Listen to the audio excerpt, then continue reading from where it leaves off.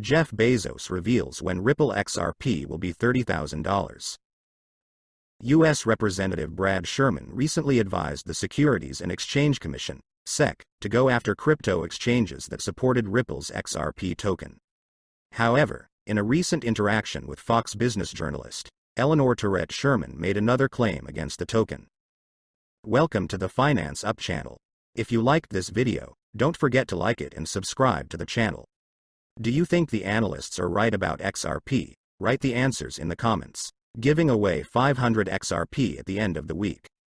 One random subscriber will receive XRP coins. Take a look at the instructions in the comments section. All you need to do is write the word XRP, watch the video to the end, to like and subscribe. In a recent tweet, Brad Garlinghouse, CEO of Ripple, expressed his outrage at the growing number of fraudulent bots on the popular platform. In addition, he can't believe that he still needs to report his copycats to the Twitter support service. He added that there are many verified fraudulent accounts on Twitter. These fraudulent accounts use the name of Garlinghouse, Vitalik Buterin, co-founder of Ethereum, and Changpeng Zhao, CEO of Binance, to write fraudulent cryptocurrency tweets. The CEO of Ripple is still waiting for some action, while a huge number of fraudulent accounts are using the platform. He also shared the email he received from Twitter. It mentions that a registered account does not indicate a violation of their identification policy. These fraudulent crypto accounts and Twitter bot responses have been noted by some crypto analysts and experts. These accounts posed as Binance CEOs and sent spam on Twitter, while Garlinghouse's image and name are used to distribute fake XRP tokens. Twitter, the social media giant, is embroiled in a lawsuit against Elon Musk over the rejection of a $44 billion acquisition deal. The richest man in the world claims that the social network provided inaccurate data on Twitter bots. It mentions that there are many more fake accounts running on the platform than the company estimates. Unexpectedly for everyone, Ripple and the Securities and Exchange Commission publicly filed petitions for summary trial over the weekend, although they were expected only today, September 19, 2022. Breaking. Ripple Labs, Brad Garlinghouse and Chris Larsen file motion for summary judgment seeking judgment as a matter of. Breaking. SEC files motion for summary judgment. The parties filed the petition separately in the Southern District of New York. The SEC built its argument on the premise that buying XRP in a joint venture makes the cryptocurrency an investment contract, that is, a security that should be regulated by U.S. securities laws. In addition, the SEC claimed that Ripple lured many investors to buy XRP, making them believe that they would make huge profits in the future, thereby implying that the cryptocurrency is a security. On the contrary, the defendants, Ripple, Chris Larsen and Brad Garlinghouse, said that regulators could not prove that investors bought XRP, relying on the company to help them make a profit, since there was no agreement. According to Ripple's general counsel Stuart Alderati, Ripple's defense against the SEC lawsuit may be the best chance for the cryptocurrency to achieve regulatory clarity. At the moment, Ripple has incurred more than $100 million in legal costs in its defense in the ongoing lawsuit against the SEC. Thanks at Nikki Christoph for having me. Was great chatting with you on the generational changing promise of blockchain and crypto technology, all things at Ripple, the need for greater regulatory clarity, and even Beanie Babies. Alderati has often spoken about what he calls the abuse of authority by the SEC, stating that SEC Chairman Gary Gensler took an aggressive regulatory stance instead of cooperating with other regulators. Alderati also stated that the regulator wants to leave consumers to hold the bag, holding the bag, which in English means to abandon someone, make someone bear responsibility or blame, and not protect them.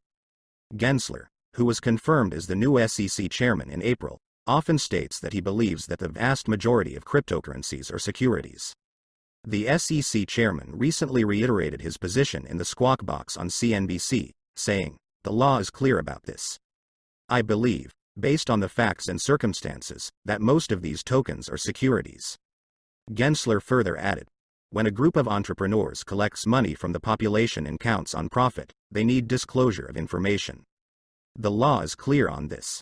I believe based on the facts and circumstances most of these tokens are securities," says SEC Chair Gary Gensler on #crypto. When a group of entrepreneurs is raising money from the public and they're anticipating a profit, they need disclosure. Stuart Alderoty, Ripple's general counsel, criticized the SEC chairman after the latter distorted information that a Supreme Court review should determine whether a token is an unregistered security. In recent court moves, Ripple has responded to attempts by the U.S. Securities and Exchange Commission to prevent the two firms from filing brief reports on the case. The Securities and Exchange Commission has asked District Judge Annalisa Torres to reject TapJets Inc. and iRemit Inc.'s requests to submit summaries in support of Ripple.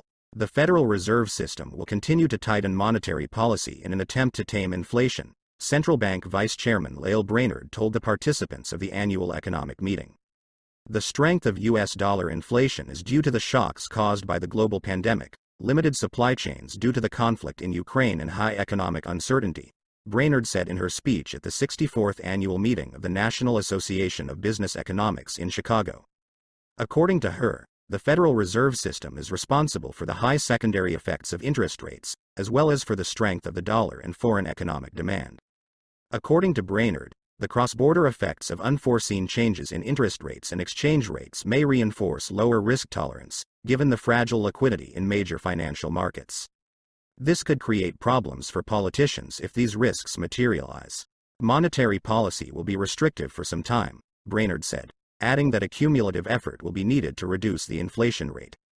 Despite the fact that, thanks to higher interest rates, supply is better aligned with demand, real gross domestic product, GDP, decreased by almost 1% year-on-year, and real private domestic purchases also decreased from 6.4% year-on-year last year to just 1.3% this year, Brainerd said. According to her, the decline in consumer spending may be the result of a decline in household savings, which are estimated to be almost 25% less than in previous quarters.